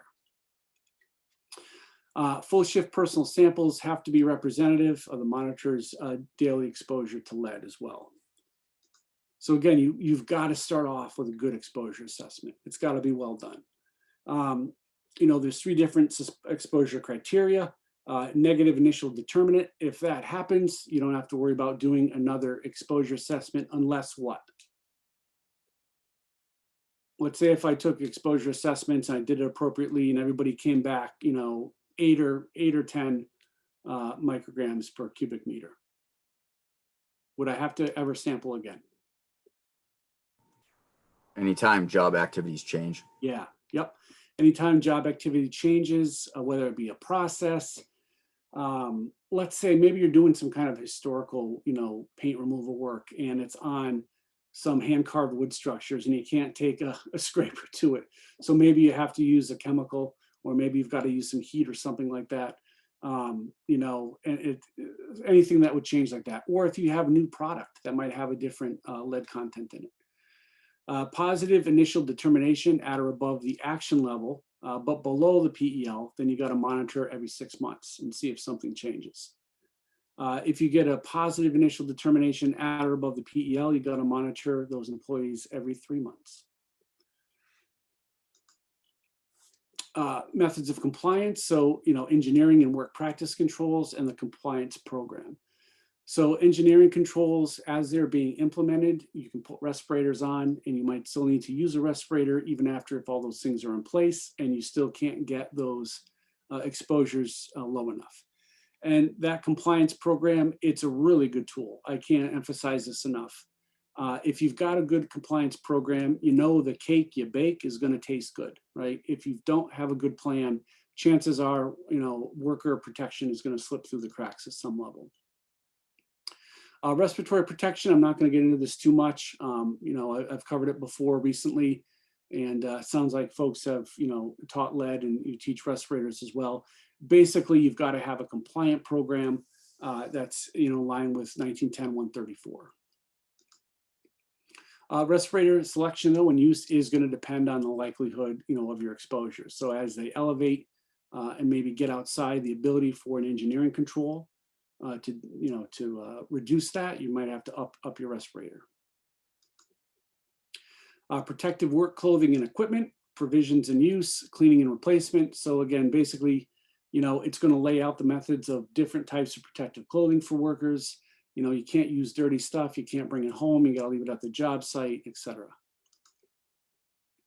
Housekeeping. The phrase here basically is, don't leave any noticeable dust on surfaces. Don't dry sweep or anything like that if you can help it. They do allow it if other methods have been found not to be protective, but I can't imagine unless somebody has an example of why you'd have to, use dry sweeping or wet sweeping. Otherwise, try to use, wet mopping, a HEPA vac, something like that. Hygiene facilities, the employer shall assure if they're above the PEL, food and, basically eating, drinking, smoking, all that stuff is not done in a lead work area. They've got to provide, clean spaces for workers to be able to take breaks, enjoy their food and something to drink, etc. Change areas, showers if feasible, eating facilities and hand washing facilities are all going to be captured as part of that lead plan. Now we get to the fun stuff, the medical surveillance. So this part of the standard covers, some general components, biological monitoring, medical exams and consultations, and then, God forbid, chelation therapy. So I'm not going to touch on that a lot, but what is chelation therapy? Isn't it I hope none of basically? you have had it. What? Go ahead. I was just going to say, I hope none of you have had it. What is it? So there's been a problem with some of the guys. You could actually get chelation pills at like a regular GNC or a vitamin shop. So some guys were under the assumption that by taking these pills, they were protecting themselves against lead contamination, because chelation is the process of removing the lead, unfortunately not just the lead, from your body. So by taking these chelation therapy pills, they're actually getting rid of all the minerals in their body. So they're actually absorbing more lead than not. Mm-hmm. So the chelation therapy, or the self-assessed chelation therapy, was a problem that we were having for quite some time. That's fascinating. If you can, shoot me the brand. I'd like to look into that, because that's disconcerting, because this is something that should be done under medical supervision, because the chelation materials are poisons themselves. It's not fun stuff. I mean, EDTA is a typical one. They use it for a lot of heavy metals. It's not fun, and you bring up a good point. If we mentioned this earlier, if you've got a depreciation of vital nutrients like calcium and zinc and iron, you're going to uptake more lead in your system. But that's interesting. Send that to me if you could. I'd like to look into that. It's something you don't want to do, because it means that you've got lead in your body already, right, to some amount that a physician deems it so detrimental to you that they need to put another poison in your body to get rid of the worst poison, right? So let's try not to get to that level. So blood lead level monitoring is triggered by two occurrences. Hey, Bernie, yeah. Sorry to interrupt you. You could actually get them on Amazon. I'm looking at them right now on Amazon. Really? What are they called? Kilo Knox, there's Folium PX, immune system support, and has chelation cleaning. You have peak pure and natural peak chelation and resveratrol. There's quite a few. Yikes. All right, I'll check that out. Thanks, Nuno. I appreciate that. Yeah, no problem. That's what I like about health and safety. It takes a village. So if you get exposed on any day equal to or greater than, at or above the action level, so this is the airborne action level of 30 micrograms per cubic meter, then you have to have medical surveillance made available to you. And then if the next step is you have to implement and institute a medical surveillance program for all workers who are or may be exposed at or above the action level for more than 30 days in any 12 consecutive months. Okay, so there's a couple of different triggers. The biological monitoring part is basically when they are going to start to draw blood and look at blood lead level. 2 months for the first 6 months, and every 6 months thereafter is basically the time constituents, depending upon what your blood lead level is. If it's greater than 40 micrograms per deciliter, that standard requires temporary medical removal with medical removal protection benefits. 5 working days upon receipt of notification and protection benefits. So what this means is if they take your blood lead level and they find that it's at or above 40 micrograms, they have 5 days to tell you about that. I don't know why. It doesn't make any sense to me. Maybe they have to take time to get human resources to implement the program or something. But look, if you work with lead, if you are at the point where you have to put workers on a lead monitoring program, I would hope that an employer has a good practice in place, right? If that should occur and that they're not doing it last minute. Medical removal protection. So removal from work for exposure to lead at or above the action limit, or whenever periodic follow-up tests indicate blood lead is above 50 micrograms per deciliter. And after I go through the slide, the next one we'll bring up the standard. Temporary removal due to a final medical determination, removal of employee to a former job status, removal of other employees' special protective measures limitations, employer options pending a final medical determination, and then medical removal protection benefits up to 18 months for each occasion. So each time you are taken out of your job for medical removal purposes, you're protected for up to 18 months. So hopefully that blood lead level is going to come down before that. Okay, so let me, all right, 354. Do I got time to go into this quick? Actually, let me go through these couple of slides because I'm almost done. And then we'll throw the standard up there. So construction lead standard, you got to communicate HASCOM. So you've got to make sure that you've got HASCOM communication as part of your HASCOM program. If you've got workers dealing with, lead products and lead information, that includes a typical, information and training. Signage, you've got to have signs that are up there. So if the employer, has exposures for their workers to lead that's above the PEL, this is an example of what the sign must say. Record keeping, there's a number of different portions of records that have to be kept for different time periods by the employer. And this, observation of monitoring. So you can have an employee or an employee's representative, union steward, if you weren't comfortable, something like that, observe exposure assessment procedures, implementation of controls, et cetera. So there's that allowed worker right under the standard. So I was going to have folks just do a quick task, where we talk about a craft, what the possible exposures and controls are, but we kind of talked about that as we were going through. So if it's all right, I'm just going to bring up the construction standard quick. We'll just go through it and try to hash this thing out.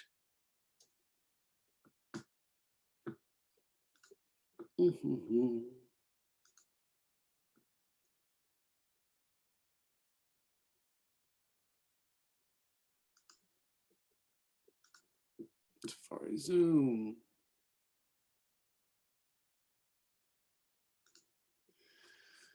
Okay. Are folks seeing my internet screen here? All right, so I got biological monitoring.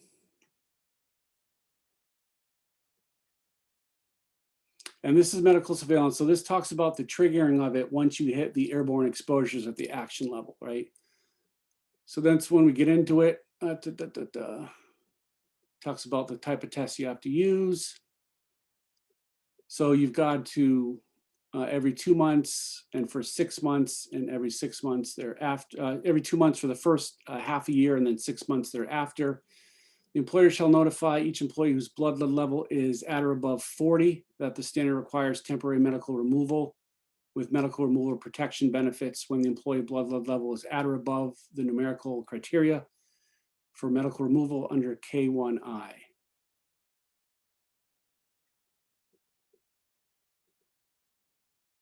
HIJK. So let's go to K1I.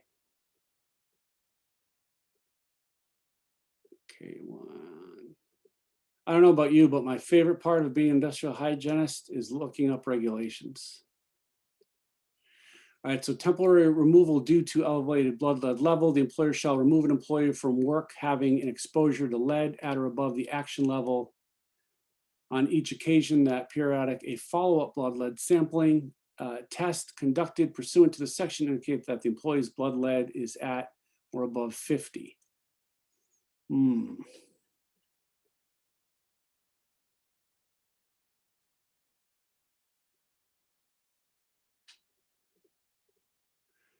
So the way that Now, I have a question. Yeah. When would they be allowed to come back then? If it's 40, when would they be allowed to come back to work?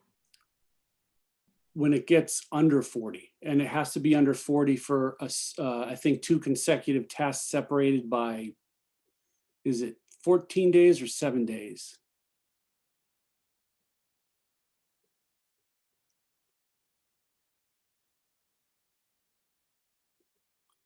See, one of the issues is, let's say if you take a blood sample on day 1, right?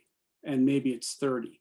If you took another one on day 2, it could be 40, right? I mean, so remember we showed that compartmentalized model where lead is going to move around the body. They're basically giving enough opportunity for the body to sort of stabilize itself when they take the test. But what it looks like to me, and I can get you a definitive answer on this. What it looks like to me is once it hits 40, they have to tell you, but then they have to remove you. And then when it gets to 50, you're placed on permanent medical removal until it goes below 40. Because here, for an employee removed due to a blood lead level at or above 50, when 2 consecutive blood sample tests indicate that their level is below 40. And there is a certain amount of time that separates that. So I'll tell you what I do, because we're close to 4 o'clock. I just want to let Nicole have a couple of minutes to sort of close out the class. What I'll do is I will get a succinct, accurate answer to that, because now I'm confused more myself. Thanks a lot. And I'll put that in writing. And Nicole's got all the email addresses of everybody, and I'll just send that out. And I'd say give me till Friday to get that out, but I'll make sure I get an answer out. If I Hey, get Bernie. Yeah. Hey, Bernie, is there any letters from OSHA explaining that? There might be.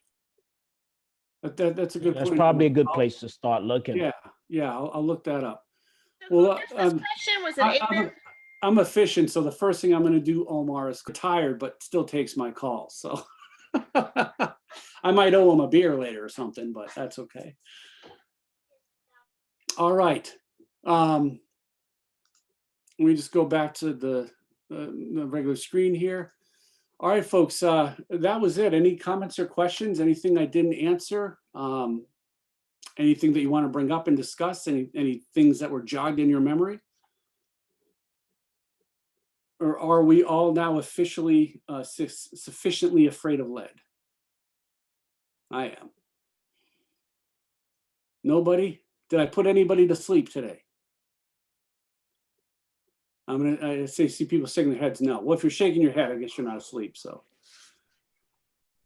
All right, Nicole, take us home.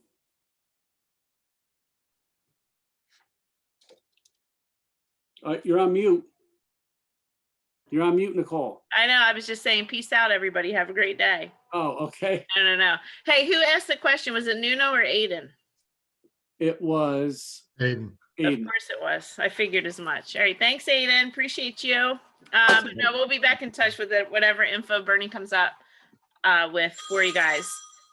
Hey, Bernie, I sent you that link in the chat.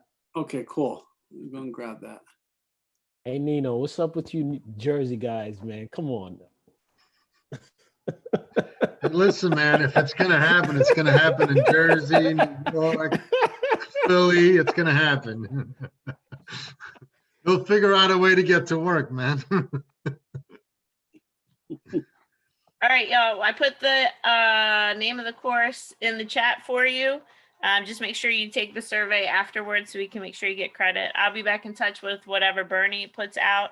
All the course materials for this class and all the supplements is also loaded, in the LMS for you guys as well. So everything is there for you. If you have any questions about it, reach out to me or Manisha or FTI International. But I think other than that, we are all good to go. Bernie mentioned one thing about, Bernie, what did you mention about the class in December? Which one? You've got these ones that kind of go along with this class. Oh yeah, well, I'm teaching a basic, chemical and physical properties of hazardous materials, which gets into a little bit more depth of why vapor pressure is important. What is it? All that kind of stuff. We're going to teach that in like the end of, I think, December 17th or something. Yes. So we haven't advertised that class yet, so we'll send something out probably tomorrow through FTI International to your DOT. So if you're interested in that one, it'll be another barn burner with Bernie. But if you guys don't have anything else for us, we'll let you go. And thanks again, everybody. It's great to see you. Take care, please. Stay safe, and we'll see you guys pretty soon. Bye, everybody. Happy Thanksgiving, everyone. Yes. Happy Thanksgiving, everyone.